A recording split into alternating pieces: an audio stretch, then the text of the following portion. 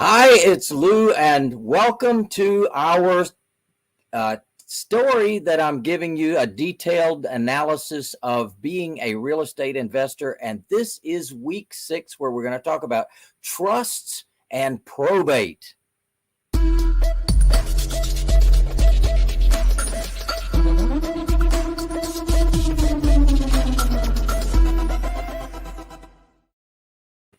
Yeah, baby. Welcome, welcome. I hope you are having a fantastic week. And we definitely have some exciting news to share with you today. You know, we like to start with wins of the week and things that are going on. Definitely, there's a lot of things happening in real estate. I don't know if you've heard about China and all these kind of things, but I've got some details that I'm going to give you a little bit later. And now I wanted to just start with some wins that we have. And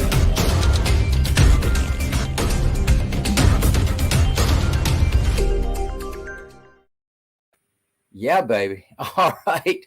Well, sure enough, we have some exciting things going on. And one of our licensees, not licensees rather, but one of our Path to Home Ownership clients was successful in his bid to become a platinum member this past week. So our congratulations to him. I'm going to show you some pictures on him.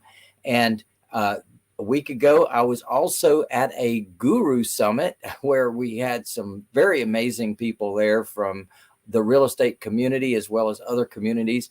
And I was very fortunate to be able to spend some time with Mr. Frank McKinney. I don't know if you've heard of Frank before, but he builds spec homes. And I'm not talking about the everyday spec homes that a typical builder would build, like a tract home or something like that. We're talking about multi-million dollar, imagine this, multi-million dollar speculative homes. So he finds a lot. He sometimes rehabs houses. He finds them and then he spectacularizes them and makes them just incredibly beautiful. And sure enough, in fact, here's one of his homes, and his homes, this is a $20 million home. Imagine that. And that is in Fort Lauderdale, Florida, or somewhere South Florida there. And he's just amazing at what he does. And he has so many unique features to the homes. Well, people with that kind of money just absolutely can't resist. They have to buy it. It's a unique signature home that he creates himself. And so sure enough, it was great to spend some time with Frank. I have been to 2 of his spec home spectacular openings where he invites some very high value customers to come to those and learn about a potential home that they might buy or of his services. And one of the projects that Frank has is to dovetail your professional and spiritual highest calling. And he has Caring House Project Foundation. And this is a foundation project of his. And certainly coming from where I did, where I was raised in apartments by my single mom, we were all by ourselves and we didn't have any support. And there's lots of people around the world that are in abject poverty compared to you and I. It's amazing that anybody in this country would have anything to complain about. And I'm even talking about people that aren't in such good shape in this country are still in a lot better shape than a lot of people in this world. And so when you really get into other parts of the world, you can see the dire need for our involvement in their lives. Can you answer that? And here's Frank, for example, feeding a young child in Haiti. So he found Haiti as a place to that was in dire need. And of course, there's hurricanes that come through there regularly and earthquakes. So they have lots of troubles there in Haiti, in addition to just not having a very big economy. And so here I am with Frank, and it was just great to spend some time with him. And he did a bunch of shout outs to me from the stage. So that was very wonderful of Frank to do that. And I am someone who has, or we, I like to use the collective we, because you are part of our family as a certified affordable housing provider offering the path to home ownership. And definitely we like to support projects that make sense. So side by side, kind of rich to enriched, to the left is Frank's latest $30 million home. And to the right is a house that he builds in Haiti. Now, this little house is a concrete house, and it houses 8 people. If you can imagine, that doesn't look like a lot of room, but it houses 8 people in a house like that. And in fact, what they do is build villages of these houses. And people like myself and all of us, we make contributions to build those villages. This is an example of a village. And in fact, this is halfway there last March when I bought 2 houses for that village. And now we have met the goal of all 30 houses have been funded now. So that village will be built. And I'll probably go down there and visit that village at some point, and we'll be able to see all the families that have been helped. So definitely, I bought a total of 5 houses now for that village.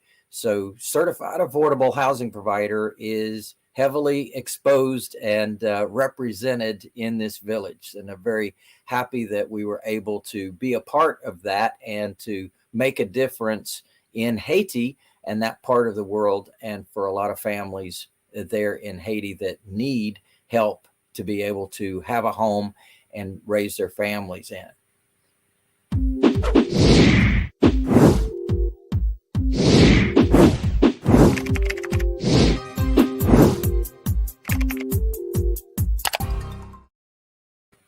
All right. Well, I guess that's the wins video.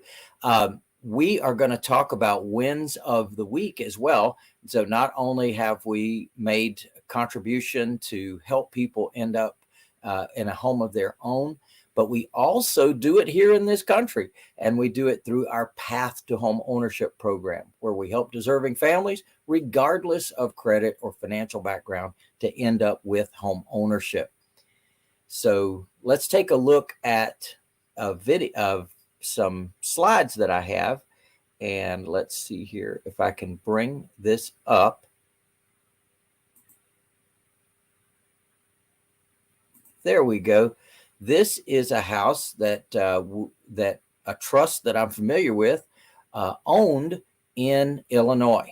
And we acquired that property, in fact, through a student. A student wanted to raise some cash and had this house free and clear and said, Lou, will you buy this property? And we decided to buy the property. It had a tenant in place, a paying tenant in place, and we just made an investment in that property. So sure enough, also putting this gentleman on our Path to Home Ownership program.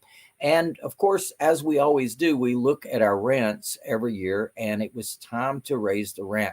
And we notified him of the rent raise, and he decided that he is interested in purchasing a home. I said, let's talk about your credit. And he said, I think it's good. I said, why don't you just go down to your local bank and see what they say? And then we can create from there. Well, sure enough, he did. And this is our latest Path to Home Ownership client. And this is Mr. Bill Henderson. And congratulations, our latest Path to Home Ownership Platinum member, Mr. Henderson, for having purchased your home there in Edwardsville, Illinois, Highland, Illinois, actually. So what happened was, and this is our Path to Home Ownership membership program, and there's 4 levels to this program. And in fact, if you have good enough credit or good enough down payment, you can start as a homeowner in our program. But often what happens is that people join us and they build up their credit and they build up their down payment to end up being able to qualify for a loan at the bank at low interest rates. So that is the pinnacle, so to speak, is low interest rate loan from the bank. The next one down from there is our in-house financing program. Now that's a higher risk loan in that we don't require, as a typical bank would, 20% down, or we don't require PMI, private mortgage insurance. We just have the in-house financing, which requires a minimum of 10% down. And that is equivalent to a mortgage in that they're paying principal, interest, taxes, and insurance, building up their credit, building up their equity in the home while they're with us. Now, some folks don't have the required 10% down, so they start at the 3.7% level, and that is our rent to own level. And that's a great level when people have a budget constraint. And then, of course, the bottom line there is the rent at the rent level, and that's where Mr. Henderson was. So fortunately, he was able to qualify for a loan at the bank, and he was able to end up right there at the top of the path to home ownership. Now, just for the numbers on this, and as you can see, we bought it for $115,000. We didn't pay any closing costs on that, and we sold it for $199,900. Again, not paying any closing costs. The only adjustment to the closing statement was the property taxes that were our responsibility for that part of the year. So congratulations to Mr. Henderson. Congratulations for purchasing that property. And here's the numbers here. So the trust bought the property $115,000. The trust rented the property from June of 2016 until September of 2021. And that was 63 months times 1,100 average. That was 69,300 in rent, minus about 12,500 in property taxes, 3,000 in insurance. That brought it down to 53,800. Mr. Henderson took care of all the repairs during the time of his occupancy, so we didn't really fix anything during that time. And the trust sold it to him for $199,900 on September 29th. And so the trust profits were $84,900 plus the rental net of $53,800 for a total of $138,700. So now you can see how our business model works, is that we teach you as an entrepreneur to offer the path to home ownership. And as you can see, this is a long distance deal for us. We're located in Atlanta, Georgia, and this was in Illinois. So sure enough, we were able to help a deserving gentleman to end up with home ownership with our program, even long distance. So this is a great example of that. All right. One thing I thought would be a good tie-in to the win of the week for Mr. Henderson is to just let you know just what a backbone of real estate investing that you are out here in the world. Because guess what? You make up the majority of investors in real estate in America. So look at that. 73.7% of all the rental properties in the country are owned 1 to 2 properties. 73% are owned by individuals. And then 3 to 7 properties, another 17.8%. So what does that add up to? 90%, over 90% of the real estate, the rental properties in America are actually owned by investors, which I think is pretty cool. And then you go on to the next level, which is 8 to 20 properties. That's 6.3%. And then you go 21 to 50 properties. That's 1.7%. And then 51 to 100 properties, 0.4% of all the investors in the country actually own 51 to 100 properties. And then over 100 properties, 0.1%. So if you might have been thinking that the hedge funds are buying up all the properties and that they're going to own America, well, let me just tell you, they got a long ways to go, because they got to buy up all these individual and small mom and pop investors before they can rule the world. So I thought it would be interesting for you to learn that you are a backbone to this country, and you as an entrepreneur offering the Path to Home Ownership program. What a great thing. And as a result of your offer to help people and making a difference in their world, you have an exit strategy and you have a payout, as you just saw in the example with Mr. Henderson, that the income during the time he was there, and then the payout when he purchased the property. It's pretty nice. Now think about how many of those that you would need to actually build an amazing retirement for yourself and your family. So definitely considering becoming a certified affordable housing provider makes a lot of sense. And offering the Path to Home Ownership program locally makes a lot of sense. So I encourage you to look at that. And today we are going to focus on number 6. Now,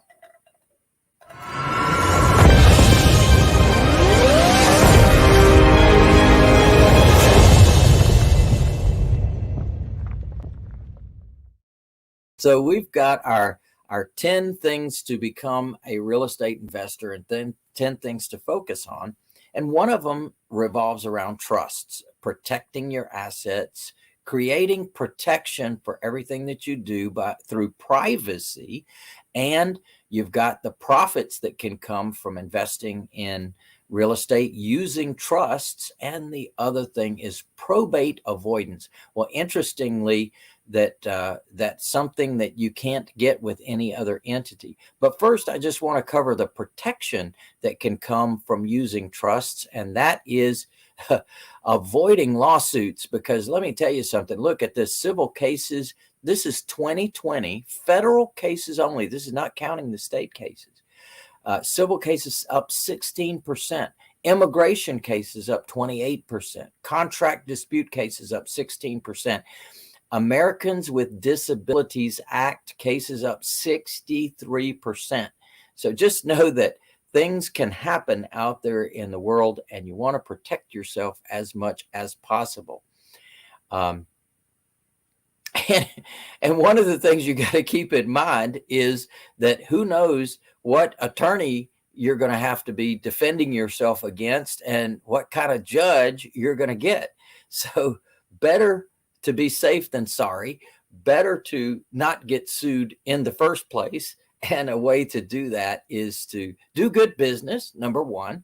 And number two, put yourself in a position to protect yourself, because you never know who's on the other side. You never know who might be out to get you, and really not anything personal. They're just out to get what you got. But they don't want to do what you did to get what you got. They just want what you got. So you want to set yourself up for success. And let's take a look at a thing called probate. Now, probate is the process by which the court system takes the assets of the dead person and distributes them to the rightful living heirs. It sort of sounds like kind of a Robin Hood thing, doesn't it? Take from the rich and give to the poor. But what the court system does, and all 3,300 counties in our country have a court system or a district system or a circuit system wherein they cover and do probate within that county. And probate is something to be concerned about, because it's definitely a challenge that happens out here in the real world. And something to be considered is when those assets that could have been protected are not protected, they are subject to taxation. So when they're passing from the dead person to the rightful living heirs, you may think, well, the estate is too small to be taxed. Well, let me tell you something. That is a moving target, because it really depends on who is running the show in Congress. And we all know what happened in November, and we all know who's in charge right now. Well, you might be interested in knowing that in 1997, those same kind of folks were in charge. And as a result, the estate tax exemption was only $600,000. Well, for some people, think about your parents, think about your grandparents, their single family residential home may be over $600,000. Well, what happened was, there was an exemption, but anything over that was charged 55%. Now imagine paying taxes all your life and owning things, and then your kids have to pay 55% taxes. Well, there's some people that haven't found a tax they don't like, right? So they rob from the rich and supposedly give to the poor, although I'm not convinced of that. So in 1998, it went to 625. In 1999, it went to 650. Then, as you can see, it went up. And guess who took control of Congress? And it started going up dramatically. In fact, 2009, it was 3,500,000. 2010, it was 5 million or unlimited. So in other words, George Steinbrenner died that year and had a $2 billion estate, and there were no estate taxes because that was exempted in that particular year. Then it went, as you can see right now, we're looking at about 5,450,000, and anything above that would be about a 40% tax rate.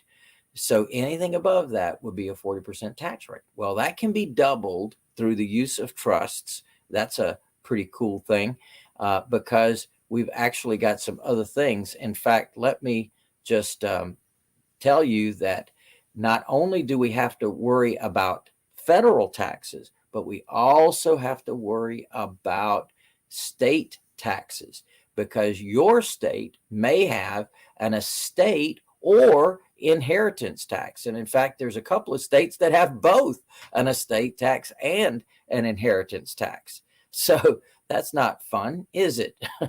And just imagine, as you can see, most of those states are in the Northeast. I don't know where you count Kentucky, but it above the Mason-Dixon line. Then you can see where the states have gotten involved in taxing folks. So from Investorpedia, it says that probate proceedings can take up to a year or two. The assets are typically frozen until the courts decide on the distribution of the property. Probate can easily cost from 3 to 7% or more of the total estate value. And let's just take one state as an example, California. The 4% of the first $100,000 is taxable. So in other words, that'd be 4,000. But then 3% of the next 100,000, and then 2% of the next 800,000, and then 1% of the next 9 million, and then 0.5% of the next 15 million, and it goes up over 25 million. The court actually decides how much you have to pay. So in other words, it's that plus that plus that plus that. Imagine that. So just think to yourself, be careful what state you live in. Be careful who your legislators are, because they do things like this. Now, with that said, probate can be very expensive, even if the federal guidelines allow you to exempt that one. Well, one thing I want to let you know is that we do have a training.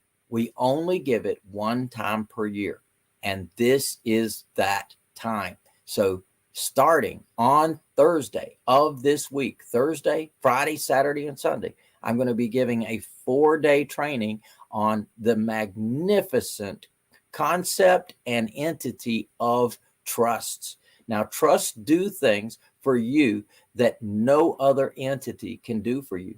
Not an LLC, not a corporation, not a limited partnership. Only a trust can protect you, give you probate avoidance, give you privacy, and give you profits.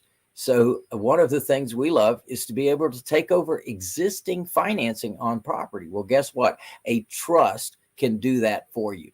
So I'd love to teach that to you. And you can go to MaximumAssetShield.com, MaximumAssetShield.com, and these are our other upcoming events. And you can call 1-800-578-8580, 1-800-578-8580. And I'd love to, and we'll get into more discussion about privacy, about protection, about probate avoidance, and about profits. And we're going to have workshops on each one of those throughout the event. In fact, what I want you to do is bring a deed with you to class. And yes, we're going to have two versions. We're going to have we've got a nice group of folks coming from all over the country that are going to be present during the event in Atlanta. Very excited about that. And we're going to have an online version as well. So live streaming directly from the event. So definitely join us, MaximumAssetShield.com.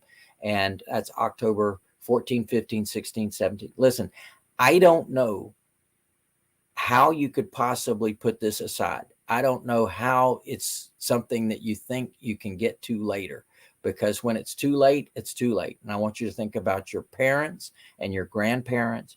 I want you to think about and ask around. If you've never lived probate, ask around. You won't have to ask too many people to find out somebody's story about probate. And let me tell you something. There's costs, there's delays, there's expense, and there's confusion, there's frustration, there's upsets, there's breakdowns that happen within families. All of that can be avoided using this powerful concept called trusts. So I'm definitely encouraging you, get yourself there, get your parents, get your grandparents there. This is something that you need. It's something your family needs. And it's something, frankly, that you shouldn't do without. Scott, we always give people an opportunity to ask questions, and hopefully I've given you guys some insight into the concept of probate and what you need to do as a real estate investor to protect your assets and to grow your assets. And that is the marvelous magnificence of those things called trust. Yeah, and we have a couple questions, and one of them was about, can you expand a little bit on how trusts can help you not go to the bank when you're buying someone else's property? Yes, great question. And, it's something that I was forced to learn way back in 1982. Even before that, when I was buying my first property, I was able to take over the existing financing on the property. And that was magnificent, right? For $45, I could step in, I could take over somebody else's financing. It was fantastic. However, in 1982, they passed a law that said and gave the banks the right to put the due upon sale clause in the mortgage. And so as a result, boom, the $45 to take over somebody else's loan disappeared because they put the due upon sale clause in the mortgage. However, when I read the law, I discovered something amazing and powerful. And it said, except when you place your property in trust for estate planning purposes, the lender is prohibited from calling the loan due. And so I went, hello, I need to learn more about these things called trusts. And that's what forced me to go out there and learn about the most amazing entity on the planet. I was actually forced to do it by a law. And I'm telling you, it's one of the best things that ever happened to me. So the answer is that a seller could place their property in trust. And then rather than you purchasing the real estate, you could actually purchase the beneficial interest of that trust. So when you purchase that beneficial interest, that is not published on public record. So therefore, the lender would not be aware that anyone else was actually the beneficiary of that trust. And what's great, and of course, in documentation and step-by-step processes and formulas, and of course, this is something that we've done now for decades, and I will hasten to say that certainly that law could have been changed since 1982, but it never has been. And here's the reason, I think, because the banks actually benefit from it. Think about it. If you come along and you're interested in a property and it's behind in payments, $5,000, $10,000, $20,000 behind in payments, the people are living in the house, they're not making the payments, and the bank is hurting because they're not receiving those payments. Then you come along as an investor, you're able to take over that existing loan. Now, what's in it for you? Well, you just save thousands of dollars on getting a brand new loan from the bank because you're not having to pay all those points, closing costs, origination fees, all the things that typically go with creating a loan. So you step in, you take over, you pay the seller whatever they want.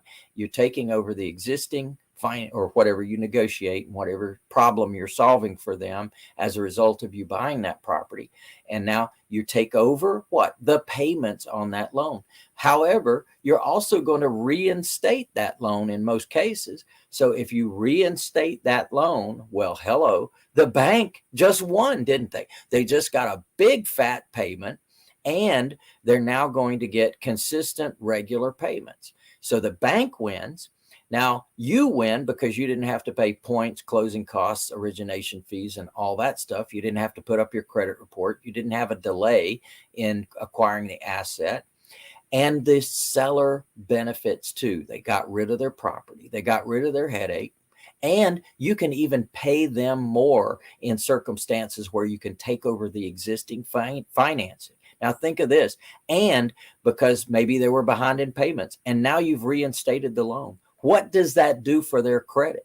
And think about this. Every month, month after month, you're making those payments on time. What does that do for the seller's credit? That makes the seller's credit go up. So I call this a win-win-win. Everybody wins in this deal. And so all I ask you to do is when I teach this to you, and I do have the documentation and you're going to use that, just know that your commitment is to make those payments, make those payments on time, help that seller out, help them restore their credit, help them build their credit. And at the same time, look what you've done. The bank wins because they're receiving payments now, regular payments. The community wins because that could be a foreclosure. That could be some kind of vacant property that the bank takes on. And who knows how long it would be before they fix it up and rent it out or sell it and put it back into circulation. And you come along and you actually are helping the community with housing.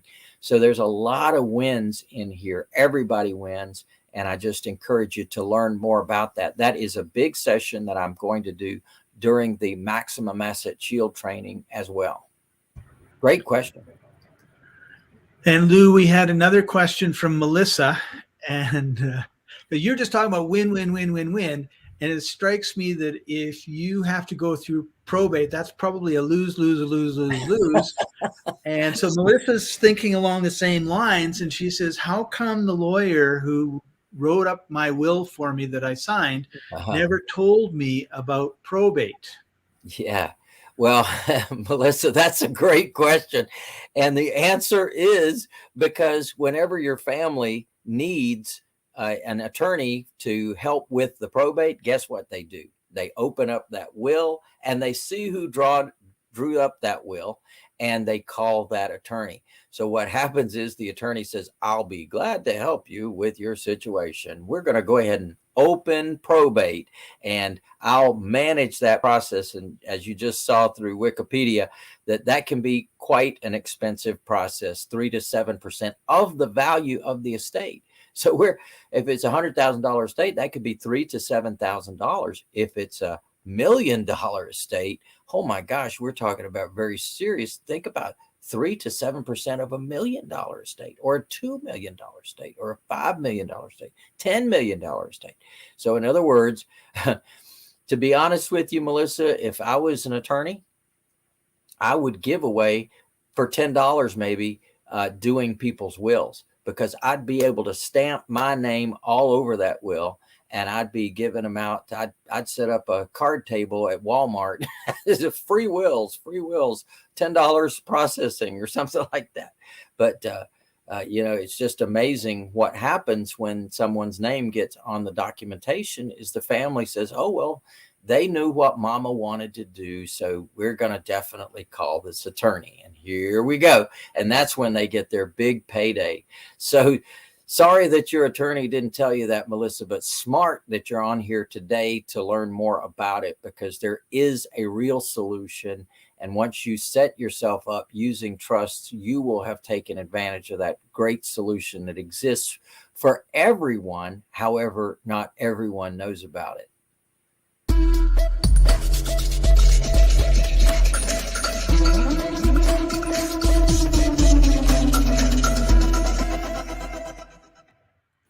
So, Lou, we've come to the end of our time together today, and one last question was, what are we going to be talking about next week? So next Tuesday is October 19th, and we're going to be talking about finding deals. So you know that we have a whole series that we're doing, 10 steps to buy your first big real estate deal, and certainly things that you need to take into consideration in order to buy those deals and to protect yourself and to protect your family. So now we'll be moving to step 7. Where are those great deals? And that's next week. Yeah, baby.